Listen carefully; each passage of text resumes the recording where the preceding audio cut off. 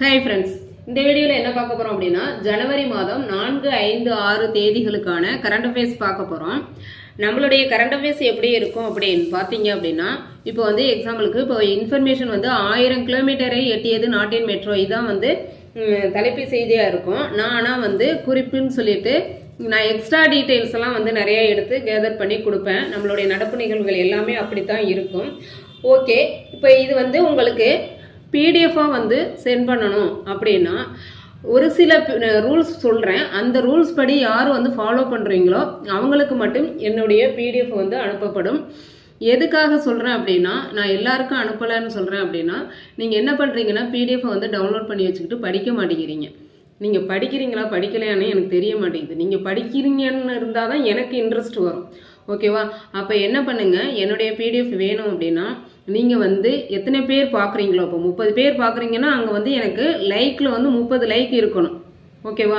அதே மாதிரி நான் வீடியோவில் இடையில ஏதாவது கொஸ்டின்ஸ் கேட்டிருப்பேன். இடையிலையும் கேட்பேன், எண்டுலையும் கேட்பேன், ஃபர்ஸ்ட்லையும் கேட்டிருப்பேன். ஏதாவது வந்து நாள் கரண்ட் அஃபேர்ஸ் கொஸ்டின்ஸை வந்து நான் கேட்டிருப்பேன். கேட்கும்போது அதுக்கு யார் ஆன்சர் பண்ணுறீங்களோ 30 பேர் ஆன்சர் பண்ணுவீங்க இல்லையா, உங்களுடைய நேம் லிஸ்ட்டு அதில் இருக்கும். அப்போ அவங்கள நான் நோட் பண்ணிக்கிட்டே வந்துகிட்டு இருப்பேன். அப்போ வந்து நீங்கள் 30 பேர் என்னுடைய வீடியோ பார்க்குறீங்கன்னா அங்கே 30 லைக் இருந்து 30 கமெண்ட் இருக்குன்னா அந்த 30 பேருடைய நேமே வந்து நான் நோட் பண்ணி வச்சுக்கிட்டே வருவேன். அப்படி நான் 10 நாள் வந்து கரண்ட் அஃபேர்ஸ் முடித்ததும் அந்த 30 பேருக்கு மட்டும் இந்த 10 நாள் கரண்ட் அஃபேர்ஸை பிடிஎஃபாக வந்து ஷேர் பண்ணுவேன். ஓகேவா? அப்போ நீங்கள் என்ன பண்ணியிருக்கணும், வீடியோவை வந்து ஃபுல்லாக வந்து பார்த்துருக்கணும். நீங்கள் வீடியோ ஓப்பன் பண்ணிவிட்டு ஒரு லைக்கை போட்டுட்டு கீழே ஒரு கமெண்ட்டை போட்டிங்கனாலும் நான் அனுப்ப மாட்டேன், கண்டுபிடிச்சிருவேன்.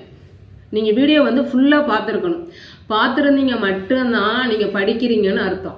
இல்லாட்டினா நீங்கள் படிக்கலை, சும்மா பிடிஎஃப்காக வந்திருக்கீங்கன்னு அர்த்தம். ஓகேவா? நீங்கள் ஃபுல்லாக வந்து வீடியோ பார்த்தீங்க மட்டும்தான் நீங்கள் இன்ட்ரெஸ்டிங்காக படிக்கிறீங்க. இதனுடைய நோக்கம் ஏன் இப்படி சொல்கிறேன் அப்படின்னா, நீங்கள் பிடிஎஃப் வந்து ஷேர் பண்ணிவிட்டு போனேன்னு ஏன் இவ்வளவு சொல்கிறீங்க அப்படின்னா, எனக்கு தேவை வந்து உங்களை படிக்க வைக்கணும். அப்போ வந்து படிக்கிறவங்களுக்கு மட்டும்தான் நான் பிடிஎஃப் கொடுப்பேன்.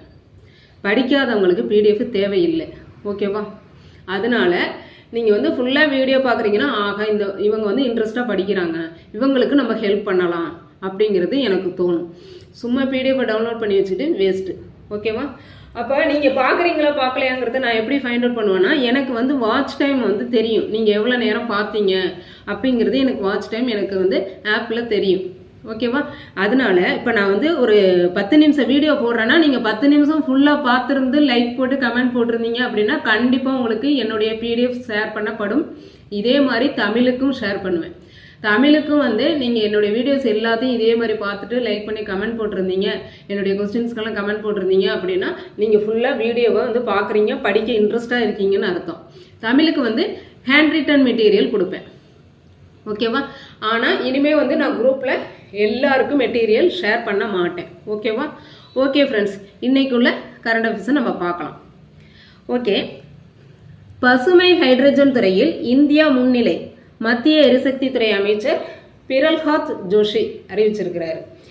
என்ன சொல்லியிருக்காங்கன்னா, மத்திய பிரதேச மாநிலம் ஓம்காரேஸ்வரர் அணையில் உள்ள மிதக்கும் சூரிய மின் உற்பத்தி நிலையத்தை வந்து அவர் வந்து பார்வையிட்டிருக்கிறாரு. கேட்கலாம், மிதக்கும் சூரிய மின் உற்பத்தி நிலையம் வந்து எங்கே இருக்குது அப்படின்ட்டு. மத்திய பிரதேச மாநிலம் ஓம்காரேஸ்வரர் அணையில் இங்கே வந்து 278 மெகாவாட் மின்சாரம் உற்பத்தி செய்யப்படுதான். ஓகேவா? இதான் வந்து தகவல். என்னன்னா, மிதக்கும் சூரிய மின் உற்பத்தி நிலையம் மத்திய பிரதேச மாநிலம் ஓம்காரேஸ்வரர் அணையில் இருக்கு. இங்கே வந்து 278 மெகாவாட் மின்சாரம் உற்பத்தி செய்யப்படும். ஓகே, அடுத்தது வந்து பெஞ்சல் புயல் இயற்கை பேரிடராக அறிவிப்பு. இந்த பெஞ்சல் புயலுக்கு பெயர் வைத்த நாடு எது அப்படின்னா, இது சவுதி அரேபியா. இதெல்லாம் வந்து நியூஸில் வராது. நியூஸில் வந்திருக்கிறது வந்து பெஞ்சல் புயல் வந்து இயற்கை பேரிடராக அறிவிப்பு. அப்போ அந்த பெஞ்சல் புயலுக்கு பெயர் வைத்த நாடு வந்து சவுதி அரேபியா. ஓகேவா? அது தெரிஞ்சுக்கங்க. அடுத்தது, விண்வெளியில் முளைத்த காராமணி விதைகள் இஸ்ரோ வந்து அறிவிச்சிருக்கு. இது வந்து ஜஸ்ட் மெசேஜ், இது மட்டும்தான். என்ன சொல்லியிருக்காங்க அப்படின்னா, ஸ்பேடெக்ஸ் திட்டம் மூலம் வந்து விண்வெளியில் முளைத்த காராமணி விதைகள் இஸ்ரோ வந்து அறிவிச்சிருக்காங்க. இது வந்து ஸ்பேடெக்ஸ் திட்டம் மூலம் இயங்குதுங்கிற மாதிரி தான் வந்து நியூஸு. ஆனால் நீங்கள் வந்து அந்த ஸ்பேடெக்ஸ் திட்டம்னா என்ன, அது வந்து ஃபுல் ஃபார்ம் வந்து தெரிஞ்சுக்கணும். ஓகேவா? ஸ்பேஸ் டாக்கிங் எக்ஸ்பெரிமெண்ட் என்பதன் சுருக்கமே ஸ்பேடெக்ஸ். இது வந்து என்ன எதுக்காக இந்த திட்டம் அப்படின்னா, இந்தியா தனது சொந்த விண்வெளி நிலையத்தை அமைப்பதற்கான முதல் படி. 2வது 2 செயற்கைக்கோள்களை விண்வெளியில் இணைப்பதற்கான திட்டம். ஓகேவா, இதை வந்து ஷார்ட்டாக தெரிஞ்சுக்கணும். ஓகே, இதெல்லாம் வந்து எக்ஸ்ட்ரா இன்ஃபர்மேஷன் நான் கொடுக்கறது. ஓகே, அடுத்தது வந்து 1000 கிலோமீட்டரை எட்டியது நாட்டின் மெட்ரோ. மெட்ரோ கட்டமைப்பில் இந்தியா 3வது பெரிய நாடு. அதாவது மெட்ரோ கட்டமைப்பில் வந்து இந்தியா வந்து 3வது இடத்தை பிடித்துள்ளது. இதுதான் வந்து நியூஸு. நான் எக்ஸ்ட்ரா இன்ஃபர்மேஷன் கொடுத்துருக்கேன். இந்தியாவின் முதல் மெட்ரோ ரயில்வே சேவை தொடங்கியது எப்போ அப்படின்னா 1984.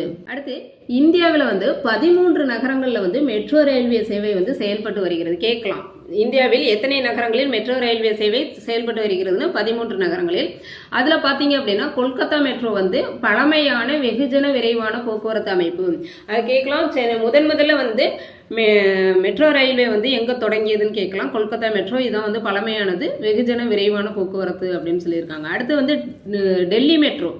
டெல்லியில் வந்து முதல் ஓட்டுநர் இல்லாத மெட்ரோ ரயில் வந்து விட்டுருக்காங்க. அப்போ வந்து அதையும் கேட்கலாம், முதல் ஓட்டுநர் இல்லாத மெட்ரோ ரயில் வந்து எங்கே துவங்கப்பட்டதுன்னு டெல்லியில். அடுத்து வந்து சென்னை மெட்ரோ. சென்னை மெட்ரோ விரைவான போக்குவரத்து அமைப்பு. அடுத்து மீரட் மெட்ரோ வந்து இங்கே இது என்னன்னு பார்த்தீங்கன்னா நவீன பிராந்திய ரயில் அமைப்பு. இங்கே வந்து ரேபிட் எக்ஸ் உள்ளது. ஓகேவா, கேட்கலாம், நவீன பிராந்திய ரயில் அமைப்பு மெட்ரோ எங்கே இருக்குன்னா மீரட்டில். ஓகேவா, அடுத்தது பாருங்கள், இது வந்து இதெல்லாம் நான் கொடுத்துருக்கக்கூடிய எக்ஸ்ட்ரா இன்ஃபர்மேஷன். இதெல்லாம் வந்து தெரிஞ்சுக்கிறது நல்லது. ஒரு கரண்ட் அஃபேர்ஸ் வருதுன்னா அதுக்கான பேக்ரவுண்ட் இன்ஃபர்மேஷன் வந்து கரெக்டாக நான் தெரிஞ்சுக்கிட்டு வந்தீங்கன்னா கரண்ட் அஃபேர்ஸ் வந்து ஈஸியாக இருக்கும். நீங்கள் கேட்குறீங்களா, ஒரு சில கரண்ட் அஃபேர்ஸ் எங்கேருந்து கேட்குறாங்கன்னே தெரிய மாட்டேங்குது அப்படின்னு. இந்த மாதிரி இன்ஃபர்மேஷன் வருதுன்னா அதில் பேக்ரவுண்டில் போய் தான் கேட்பாங்க. ஓகேவா, அடுத்தது பாருங்க, தொல்லியல் அறிஞர் ஐராவத மகாதேவன் பெயரில் சிந்துவெளி ஆய்வு இருக்கை அமைக்க முதல்வர் அறிவிப்பு. அதாவது ஐராவத மகாதேவன் நீங்கள் படிச்சிருப்பீங்க 12th ஸ்டாண்டர்டில். அவர் வந்து தொல்லியல் அறிஞர்னு. அவர் பேரில் வந்து சிந்துவெளி ஆய்வு இருக்கை அமைக்க முதல்வர் வந்து அறிவிப்பு சொல்லியிருக்கிறாரு. அடுத்து பாருங்க, சிந்துவெளி நாகரிகமும் தமிழ்நாட்டின் இரும்பு காலமும் சமகாலத்தவையாக இருப்பதை தொல்லியல் அகழாய்வுகள் உறுதி செய்வதாக முதல்வர் வந்து கூறினார். சரி, அது எது உறுதி செய்யுது அப்படின்னு சொன்னால், சிவகலை, ஆதிச்சநல்லூர், மயிலாடும்பாறை ஆகிய இடங்களில் கண்டெடுக்கப்பட்ட அறிவியல் கணக்கீடுகள். இங்கே வந்து அறிவியல் கணக்கீடுகள் வந்து கண்டெடுத்திருக்காங்க. அது வந்து கிட்டத்தட்ட சிந்துவெளி நாகரிகமும் இரும்பு காலமும் வந்து சமகாலத்தவைங்கிறத உறுதி செய்யுதுன்னு சொல்கிறாங்க. கேட்கலாம், சிந்துவெளி நாகரிகமும் இரும்பு காலமும் வந்து சமகாலத்தவை அப்படிங்கிற உறுதி செய்த அகழாய்வு எங்கே நடந்த அகழாய்வுன்னு சிவகலை, ஆதிச்சநல்லூர், மயிலாடும்பாறை அங்கே கிடைச்சது அறிவியல் கணக்கீடுகள். அதன் மூலமாக தான் அவங்க வந்து உறுதி செய்கிறாங்க. அடுத்த ஒரு தகவல் கொடுத்துருந்தாங்க, என்ன அப்படின்னா இந்திய தொல்லியல் துறை இயக்குனர் சர் ஜான் மார்சல் இவரை பற்றி வந்து குறிப்பு கொடுத்துருந்தாங்க. சிந்துவெளி நாகரிகம் வந்து 20/9/1924 முதலில் உலகுக்கு அறிவிக்கப்பட்டது. யாரால் அறிவிக்கப்பட்டது? தொல்லியல் துறை இயக்குனர் சர் ஜான் மார்சல் வந்து அறிவிச்சிருக்கிறாரு. சிந்துவெளி நாகரிகம் 20/9/1924. இந்த டேட்டை வந்து நல்லா மைண்டில் வச்சுக்கோங்க. ஓகேவா, அடுத்து சிந்துவெளி நாகரிகம் ஆரியத்துக்கு முற்பட்டதுன்னும் அங்கே பேசப்பட்ட மொழி வந்து திராவிட மொழியாக இருக்கலாங்கிறதும் இவர் தான் வந்து தெரிவித்ததாக கொடுத்துருக்காங்க. அடுத்து பாருங்க, பெரியார் வந்து விடுதலை நாளிதழில் வந்து சிந்துவெளி நாகரிகம் பற்றி கட்டுரைகளை வெளியிட்டிருக்கிறார். ஓகேவா, அந்த இன்ஃபர்மேஷனும் இருந்தது. அப்போ வந்து கேள்விகள் இடம்பெறலாம். என்ன அப்படின்னா, பெரியார் வந்து எந்த நாளிதழில் சிந்துவெளி நாகரிகம் பற்றி கட்டுரைகளை வெளியிட்டார் அப்படின்னு சொல்லிட்டு கேள்வி உங்களுக்கு இடம்பெறலாம். அப்போ விடுதலை நாளிதழ். ஓகேவா, ஓகே ஃப்ரெண்ட்ஸ், இன்னைக்கான கொஸ்டின் வந்து என்னன்னு பார்க்கலாம். இன்னைக்கான கேள்வி, பிரதான் மந்திரி ஃபசல் பீமா யோஜனா எந்த ஆண்டு தொடங்கப்பட்டது? இந்த கேள்விக்கான ஆன்சரை வந்து கமெண்ட் பண்ணுங்கள். எத்தனை பேர் வந்து லைக் பண்ணி கமெண்ட் பண்ணியிருக்கீங்களோ அவங்களுடைய நேமை வந்து நான் நோட் பண்ணிப்பேன். நோட் பண்ணிவிட்டு 10 நாள் கரண்ட் அஃபேர்ஸ் முடிஞ்சதும் ஜனவரி 11ஆம் தேதி அத்தனை இப்போ நீங்கள் 30 நபர்கள் வந்து பார்த்துருக்கீங்க அப்படின்னா இந்த 30 நபர்களுக்கு இது எல்லா வீடியோஸுக்கும் நீங்கள் பார்த்துக்கிட்டே ஃபாலோ பண்ணிக்கிட்டே வரணும். இந்த வீடியோஸ்க்கு மட்டும் கிடையாது, நாளைக்கு போடுறது எவரி வீடியோஸுக்கும் நீங்கள் வந்து இதே மாதிரி ஃபாலோ பண்ணிக்கிட்டு வந்தீங்கன்னா அந்த நபர்கள் யார் எல்லா வீடியோஸையும் வந்து ஃபாலோ பண்ணிக்கிட்டு வந்திருக்காங்களோ அவங்களுடைய நேமை நோட் பண்ணிப்பேன். அவங்களுக்கு மட்டும் இந்த பிடிஎஃப் வந்து ஷேர் பண்ணப்படும். அப்போ தான் நீங்கள் படிக்கிறீங்கன்னு எனக்கும் தெரியும். உங்களை படிக்க வைக்கிறதுக்கான ஐடியாவும் அதுதான். ஓகேவா, ஓகே ஃப்ரெண்ட்ஸ், நன்றி. நெக்ஸ்ட் வீடியோவில் பார்க்கலாம்.